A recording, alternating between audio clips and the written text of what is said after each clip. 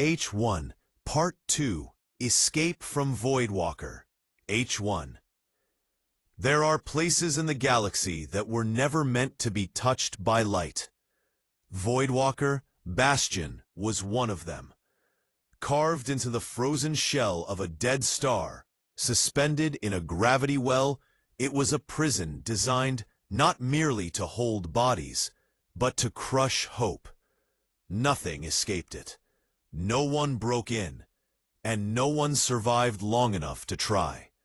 Until now. The moment the architect's head awoke, the room changed. The walls of pragma matter rippled like disturbed water. The lights flickered, not in panic, but in reverence, as if the entire bastion recognized something ancient stirring. Kael felt the shift before he understood it. A pressure in the skull, a tug beneath the ribs, a whisper threaded through his mind like a razor through silk. Kael Runkar, vessel, open your eyes. He didn't want to. He had no choice. The sphere in. The corner pulsed once, and the restraints on his wrists dissolved. Not with a spark, not with an explosion, but as if reality had quietly decided they no longer needed to exist. The voice of the Bastion's AI trembled. Containment breach, impossible, recalculating. Then silence, absolute, crushing. Kael rose to his feet. The architect's head floated a few inches above the floor, weightless, sentient, aware. He remembered the contract that led to this nightmare. Retrieve an unidentified relic from a forgotten vault on the edge of the Perseid Rift. He thought it was another exotic artifact smuggled by warlords. He had been wrong. This was not a relic, not an object, not even a mind. It was a blueprint of creation, a fragment of the first beings to ever sculpt matter, gravity, consciousness. It had chosen him, and the Bastion had trapped them both. The architect's head spoke again. But its voice was no longer a whisper. It echoed through the cell, through Kael's bones, through the space between atoms. The Bastion seeks your memories. They want the path to the others. I will not allow it. Kael's pulse tightened. Others? 7 remain, the head said. 7 scattered, 7 dreaming, and you will gather them. Kael didn't want this destiny. He was a hunter, not a savior, not a pawn of cosmic titans, not a herald to the rebirth of forgotten gods. But destiny didn't ask. The floor shook. A deep metallic groan flowed through the corridors beyond the cell, the sound of a structure built to withstand supernova-level stress, now cracking under forces older than stars. The AI tried to regain control. Delta Omega units dispatched. Stand down. Prisoner 741 must remain contained. Kael smirked. Good luck with that.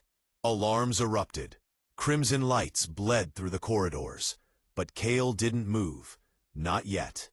He watched as the architect's head drifted toward the sealed cell door.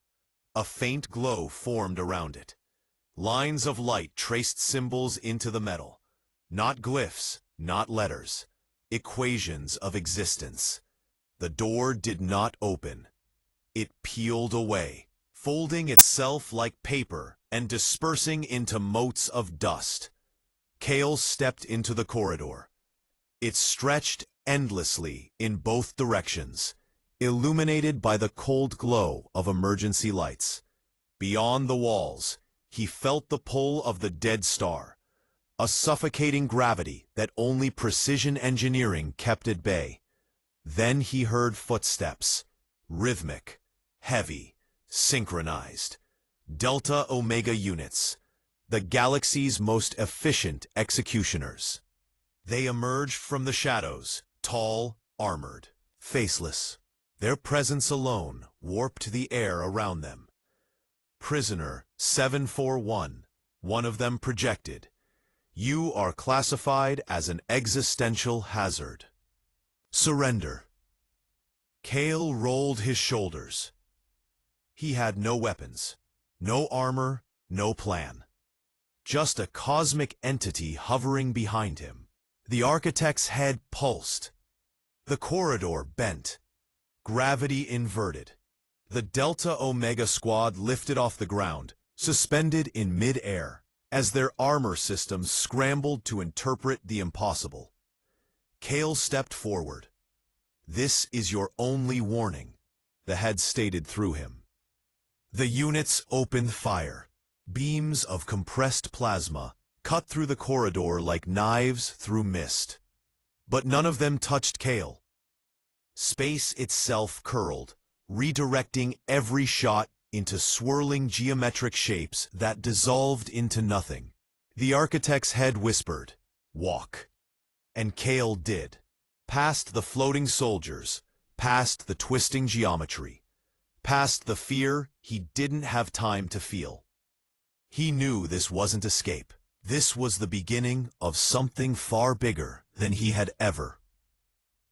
They reached the central atrium of Voidwalker Bastion, a cathedral of metal, gravity anchors, and suspended black cubes containing prisoners too dangerous to be named. The AI screamed through the speakers. "Critical failure. Cosmic anomaly detected. Evacuate the Bastion." Kael paused. The architect's head hovered in front of him, pulsing like a heartbeat. "Do you understand now?" it asked. Kael swallowed. "No," he admitted, "but I'm starting to." "Good," the head replied. "Then let us leave this place. You have a journey ahead, and enemies older than your species are already watching." The walls began collapsing inward, not from damage, but because the bastion itself was fleeing the presence of the architect's head, trying to fold itself out of existence. Kael sprinted toward the docking ring. Behind him, the bastion twisted like a dying star. Ahead of him, the endless galaxy. And somewhere in the dark, 7 more heads waited. The hunt had begun.